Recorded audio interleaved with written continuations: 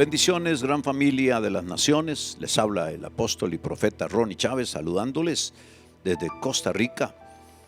Estamos actualmente estudiando un poquito acerca de Jeroboam, rey de Israel. Mientras, al otro lado, las tribus del sur, Judá y Jerusalén, estaba Roboam, el descendiente de Salomón, el hijo de Salomón, el heredero, el rey que correctamente había sido establecido y que rechazaron las 10 tribus de Israel y levantaron otro reino, el reino del norte, con Jeroboam a la cabeza. Este Jeroboam había cometido un pecado trágico al cual Dios le censuró y Dios le disciplinó de una manera poderosa. Jeroboam cometió varias cosas atroces delante del Señor. Como él sabía que el pueblo había sido enseñado para ir a Jerusalén desde donde estuviera a adorar a Dios, en ciertas fechas del año para ciertas fiestas, buscó consejo entre sus llamados sabios, nada sabios. Y entonces lo que hizo fue impedir que la gente de Israel fuera hasta Jerusalén a adorar a la casa de Dios, a Jehová de los ejércitos, y estableció lugares altos y 2 becerros de fundición, 2 ídolos, para que el pueblo adorara, y estableció fiestas y estableció días de fiesta. Él pensó que con todo eso se aplacaría las cosas y continuó su vida. Pero el pecado de idolatría, dije yo hace unos programas atrás, es un pecado capital. Dentro de los 10 mandamientos, Dios dice: no te harás ninguna imagen ni semejanza de Dios, de lo que esté arriba en el cielo, en la tierra y debajo de la tierra. No te inclinarás ante ellas, no las honrarás. Y a lo largo de la escritura, si usted va al internet o va a una concordancia temática y busca ídolos y idolatría, se encontrará cualquier cantidad de pasajes que se le pararían a uno los pelos. Usando una jerga popular, un lenguaje popular, al saber que tanta gente practica la idolatría en nuestros países de América y que Dios la censura gravemente, violentamente. Y es que la idolatría es un pecado más que de la carne, más que de esa tentación que un hombre o una mujer puede tener por un cigarrillo, por una otra persona o una droga. Es un asunto del espíritu. Es un asunto de lo interno, de donde radica la adoración a Dios o a quien ellos quieran. Pero hemos sido formados para hacer la alabanza de la gloria de Dios. Hemos sido formados para adorar a Dios. Y cuando el hombre es atrapado en su mente y en su espíritu para adorar otras cosas, y peor aún cuando es conducido a levantar dioses hechos con las manos, de barro, de fundición, del tronco, del pedazo de leña, o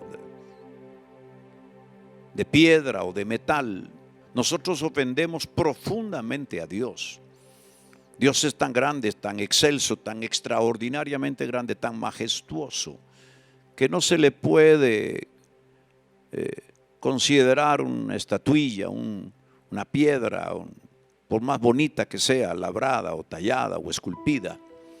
La idolatría es un pecado profundo del espíritu, y cualquier gobernante que lo practique y que induzca a la gente a hacerlo no quedará sin su disciplina de Dios. Ya lo vimos en el caso de Salomón, que levantó por seguir a las pasiones de sus mujeres paganas altares en lugares altos, y Dios lo censuró, y por causa de esto se quebró su reino y se dividió. Y ahora tenemos un Roboam que hace más o menos lo mismo para evitar que la gente fuese a adorar a Dios a Jerusalén. Levantó lugares altos y estableció un altar. Él mismo era el que colocaba a los sacerdotes. Se constituyó no solamente en el rey, sino en el sumo sacerdote de su pseudo religión. Se inventó una religión, como muchos han inventado religiones, para controlar a los hombres, para controlar las familias, para controlar los gobiernos. Y dice el capítulo 13 de Primera de Reyes: un profeta amonesta a Jeroboam.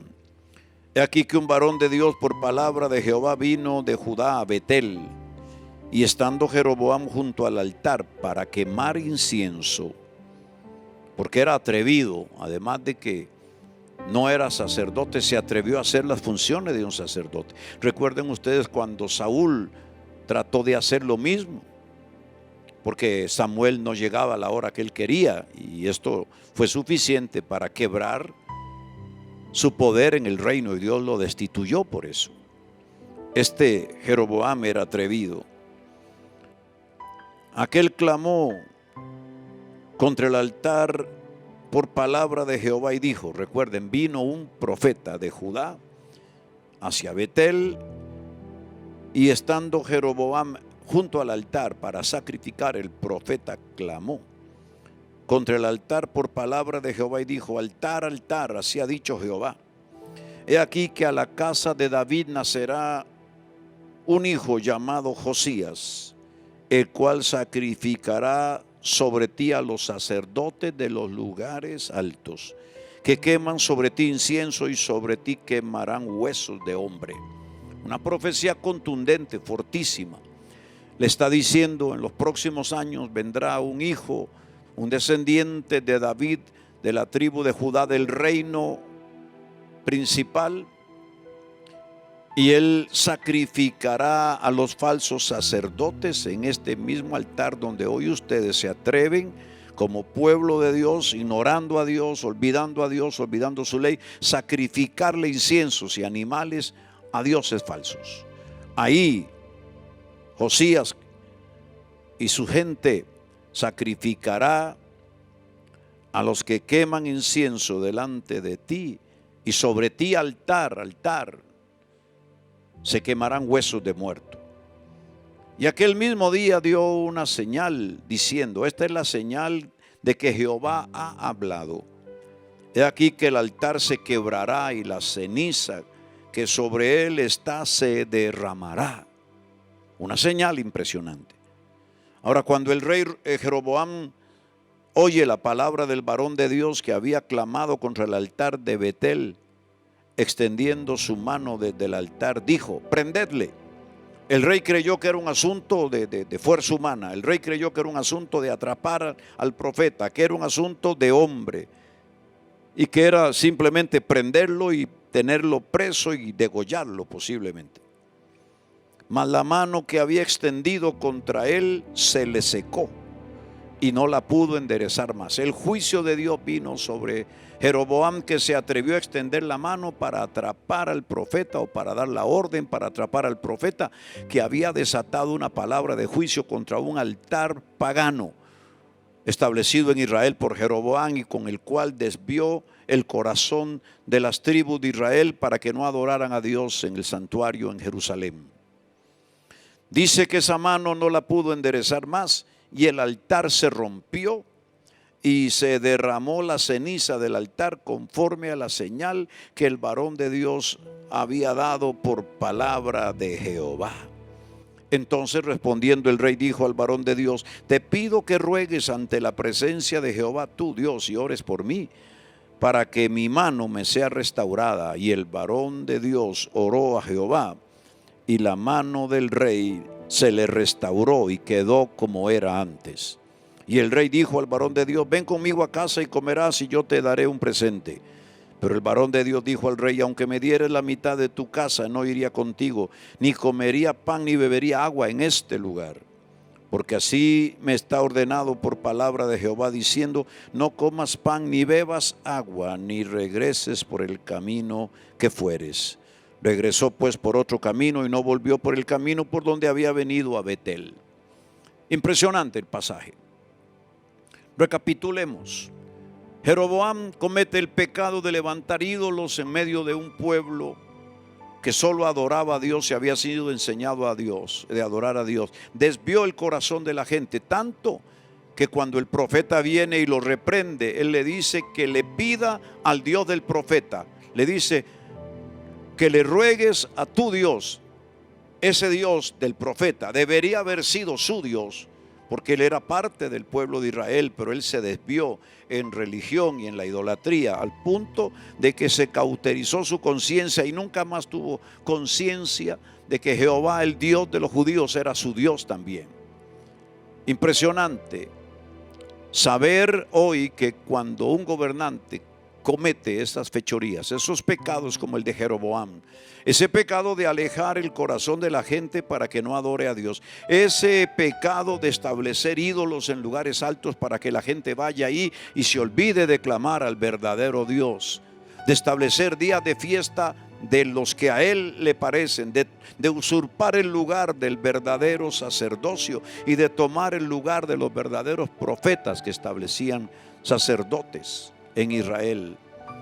No pasó desapercibido, hoy tampoco pasa desapercibido. Hay muchos gobernantes en las naciones hoy, podríamos citar muchos, que se han atrevido a atacar, perseguir la iglesia, cerrar los templos, perseguir a los profetas de Dios. Y no me refiero solo en estos días de pandemia, me refiero a lo largo de los últimos años en la historia. Tratar de pasar leyes en donde el pueblo de Dios no se pueda reunir, no se pueda adorar, no se pueda evangelizar en las calles, no se pueda predicar el evangelio del Señor en los lugares de gobierno, los lugares públicos, estadios, gimnasios. No. Hay muchos gobernantes que creen que pueden con Dios, contra Dios, porque atacan al pueblo de Dios, porque persiguen a la iglesia de Jesús. Mi oración es y mi clamor es que Dios levante profetas emergentes, profetas maduros, profetas jóvenes, y que provea las vías para llegar a estos gobernadores, a estas alcaldesas o alcaldes, para llegar a estos senadores, diputados, para llegar a estos ministros de Estado, viceministros o presidentes o primeros ministros, para llegarle a ellos con la palabra y censurarles y hablarles de lo que están haciendo mal. Quiera Dios que tornen su corazón a Él, quiera Dios que se humillen, quiera Dios traer convicción de su pecado, quiera Dios compungirlos, como sucedió con otros gobernantes que entendieron que habían hecho mal. El caso de David, que se humilló constantemente a Dios cuando fallaba, pero que ese humillarse y ese confesar el pecado y ese arrepentirse arregló su vida, arregló el camino de su familia y bendijo a Israel. Quiera Dios darnos gobernantes que tengan la sensibilidad de entender que no podemos seguir ignorando a Dios en nuestros pueblos, que no podemos seguir apoyando estas idolatrías que pululan en nuestros días, que no podemos seguir abriéndole la puerta a todas estas falsas religiones ocultistas relacionadas con invocación de muertos. Que Dios nos ayude, queridos hermanos, ministros de Dios, para orar con puntería, para orar con eficacia, para orar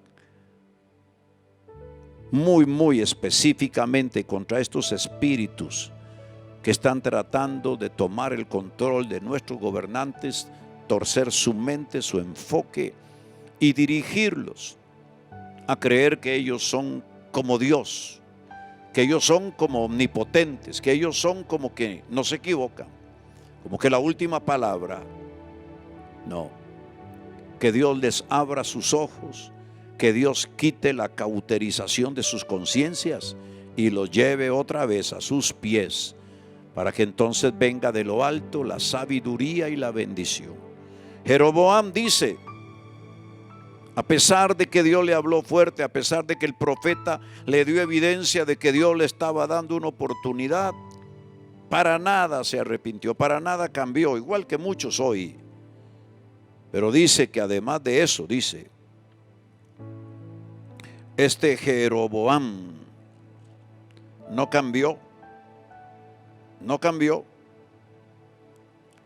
Dice la escritura por aquí que Jeroboam no se arrepintió, dice, con todo esto no se apartó Jeroboam de su mal camino, sino que volvió a ser sacerdote de los lugares altos de entre el pueblo, y a quien quería lo consagraba para que fuera de los sacerdotes de los lugares altos.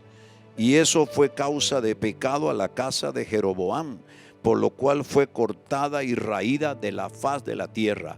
Que tengan en cuenta todos los gobernantes de las naciones, hombres y mujeres, desde el más alto rango al más bajo rango, que no pasará por alto Dios la idolatría, que no pasará Dios por alto la ofensa de tratar de conducir a la gente a adorar otros ídolos, sino a Dios.